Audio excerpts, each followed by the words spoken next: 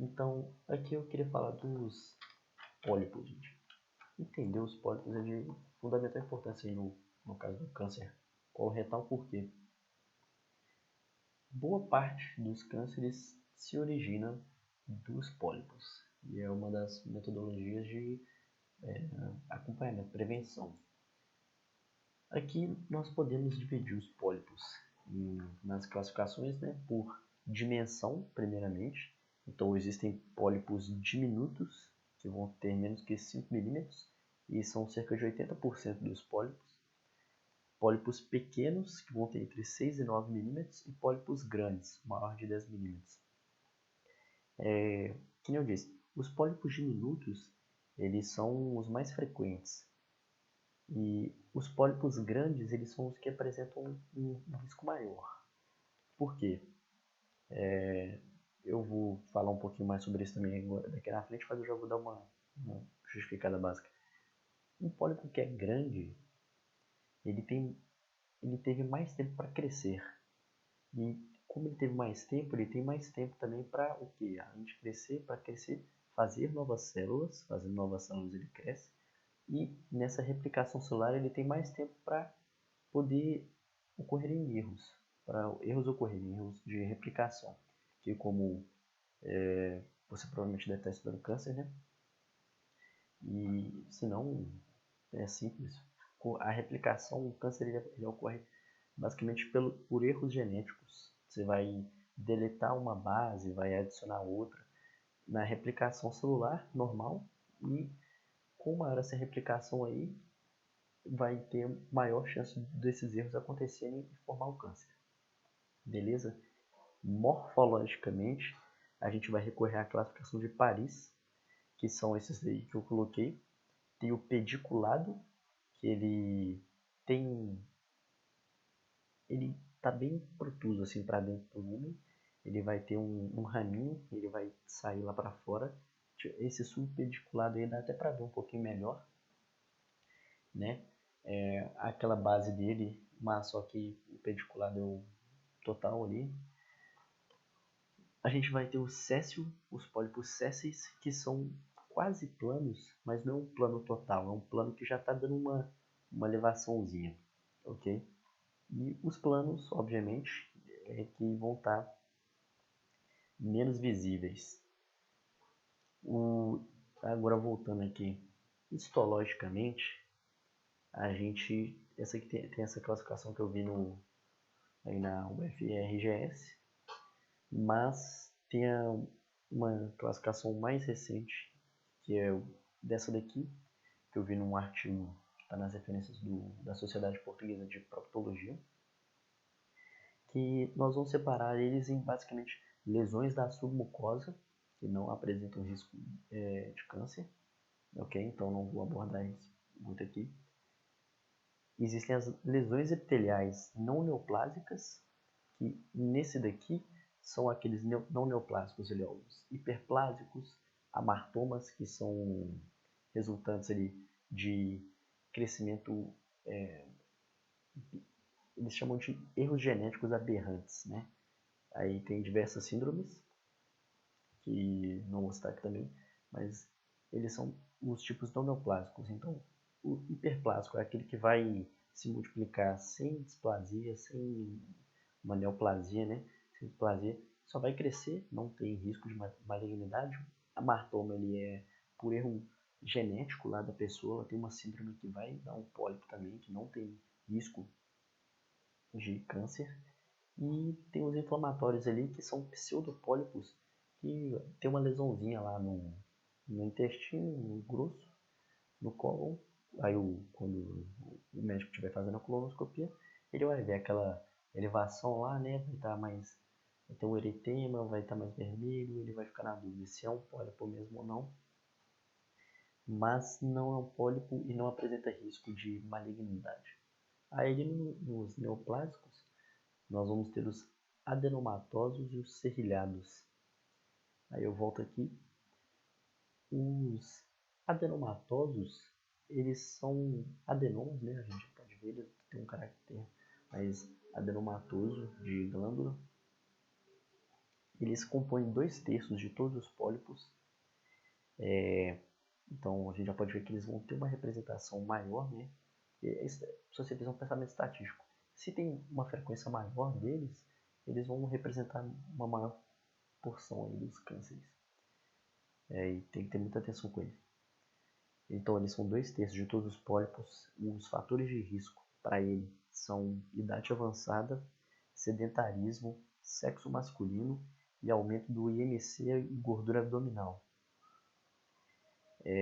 Nós vamos dizer aí, os pólipos adenomatosos, eles sempre têm displasia. Eles se originam de uma displasia proliferativa. Então, isso garante, concede a eles um potencial maligno. Não necessariamente eles são malignos, certo? Mas por essa displasia que eles têm um potencial maligno. E apenas 5% deles evoluem para carcinoma. Ali, eu coloquei embaixo ali já. Nós podemos subclassificar eles em 3 tipos. Tem o tubular, o viloso e o túbulo viloso. O que é isso? Bem, o tubular ele vai ter cerca de 80% dele na organização, na arquitetura dele, histológica lá celular, ele vai ter uns túbulos, vai ser mais parecido com uma glândula. Nessa imagem aqui à direita, a gente pode acompanhar ali uns exemplos. Olha o adenoma tubular, como é que seria, mais ou menos. Ele vai ter um pouquinho maior. Ali, criptas tubulares ou arredondadas menores que as normais. Ele vai representar 80% dos pólipos adenomatosos e ele possui um risco baixo de malignidade. O viloso, ele já vai apresentar um risco de malignidade maior, porque ele tem uma displasia, um índice displásico maior. Vou reformular aqui. Os vilosos, o tubular, eles são 80% dos pólipos adenomatosos, os vilosos uns 5 a 15%, e os túbulo-vilosos são 5 a 15% também, varia. Os túbulo-vilosos, eles não têm na sua composição arquitetural mais de 75% da sua composição ou tubular ou vilosa, então não dá para você determinar esse é tubular ou esse é viloso, beleza? E voltando lá na questão de risco. Como eu disse, os adenomatosos, os pólipos adenomatosos, eles são originados necessariamente de displasias proliferativas. E a displasia concede esse potencial maligno para eles. Beleza? E os vilosos, os pólipos adenomatosos vilosos, geralmente estão associados com um alto grau de displasia. Ok? Se a displasia concede o potencial maligno e eles estão associados com um alto grau de displasia, normalmente a gente pode esperar que eles têm um potencial maligno maior, beleza? Existe um conceito de adenoma avançado, que vai ser um pólipo maior de 10, com mais de 10 milímetros, como a gente já viu lá também. Um pólipo maior tem mais tempo para fazer uma replicação celular errada, que você tem que ter atenção, né? Ou esse pólipo aqui ele tem mais de 10 milímetros. Ou um pólipo viloso, que se o pólipo viloso está associado com a displasia alta, você também tem que ter atenção a esse pólipo aqui viloso. Ou então um pólipo que não vai ser viloso, por exemplo um tubular, mas que tenha displasia alta. Porque é o seguinte, o viloso, apesar de ser mais comum essa displasia de alto grau nele, isso não significa que o tubular não possa ter uma displasia de alto grau também, tudo bem? Então, um pólipo, um adenoma que tenha mais de 10 milímetros, que seja viloso ou que tenha displasia de alto grau, você tem que tomar bastante atenção com ele, porque a chance de câncer coloretal ali é significativamente maior, beleza? Tem os pólipos serreados, é esse o nome mesmo, e eles são divididos ali em 3. Os pólipos barra adenomas cerrados sésseis. Sésseis a gente viu ali na morfologia. Vou voltar aqui para você ver. Ele é levemente protruso ali. ok? E os pólipos, esses pólipos aí, eles estão mais presentes no cólon proximal. Eles representam 18 a 22% das lesões serreadas e de 3 a 9% de todos os pólipos. Eles são pólipos neoplásicos, que a gente vê aqui nessa classificação aqui. Diferentemente dos adenomas, que eles são necessariamente displasias proliferativas, esse pólipo adenoma cerrado céssio, ele não tem necessariamente uma displasia, mas ele é neoplásico. E se ele tem a neoplasia, ele pode adquirir a displasia ao longo do tempo. Ele vai replicando suas células e a chance de ocorrer erros de replicação vão ficando cada vez maiores, tudo bem? E então, com o passar do tempo, ele pode adquirir essa característica maligna. Ele começou a se proliferar, estou proliferando. Aí está fazendo tanto de célula igual, de repente, fiz uma célula um pouquinho diferente. Ela já tem um erro genético ali, dá uma mutação do gene APC, que a gente viu ali, que era da síndrome familiar. Aí depois dá uma mutação no gene P53, NUR. Então, o P53 que faz a conferência lá, né, da replicação celular, então o câncer já está quase aí, né? Então, e eles são, como ele é céssio, ele é protúsil, ok? Mas ele não é tão relevante assim, você não consegue ver ele tão bem. E geralmente ele está coberto por muco. E isso dificulta a visualização dele. Então, tem que tomar bastante cuidado com ele. Bastante atenção na colonoscopia. E essa característica deles de serem baixos com muco e terem um potencial maligno são frustrantes durante a prevenção. Isso é um detalhe importante. Né? Em segundo lugar, aí, nós temos os adenomas cerrados tradicionais, que eles sempre têm displasia.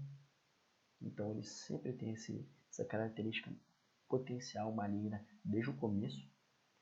Em contraste com os P/ASS, eles estão mais localizados no cólon distal e eles são pediculados, não são césseis, são pediculados.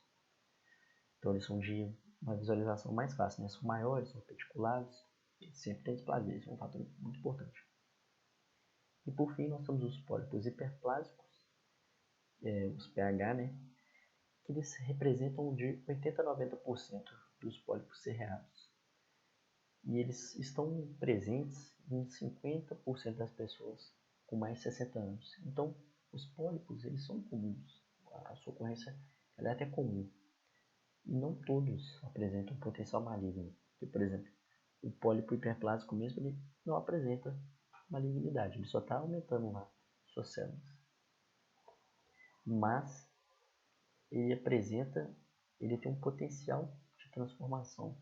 Já foi documentado. Ele apresenta um potencial de transformação. Então, o pólipo hiperplásico, apesar de não ter uma característica maligna assim, em si, que nem o primeiro ali, ele pode se transformar no primeiro, começar a fazer a neoplasia lá, os pólipos neoplásicos, e nessa transformação para o primeiro ele vai poder adquirir a malignidade, vai poder adquirir a displasia. Não sei se ficou claro, então só vou repetir mais uma vez. O pólipo hiperplásico não tem risco, e ele é o mais comum. Ele compõe 80 a 90% dos pólipos cerreados, presente em 50% das pessoas com mais de 60 anos. Ele não apresenta malignidade, mas ele pode se transformar num pólipo adenoma cerrado céssio. E, que nem eu falei logo no começo, esse pólipo adenoma cerrado céssio, ele é neoplásico, pode adquirir displasia, essa característica displásica, durante sua replicação e, consequentemente, chegar no câncer. Então, apesar do pólipo hiperplásico ele não apresentar intrinsecamente uma característica maligna, ele também você deve tomar muita atenção com ele, porque ele pode originar o câncer. Beleza? Espero que tenha ficado claro aí essa parte dos pólipos.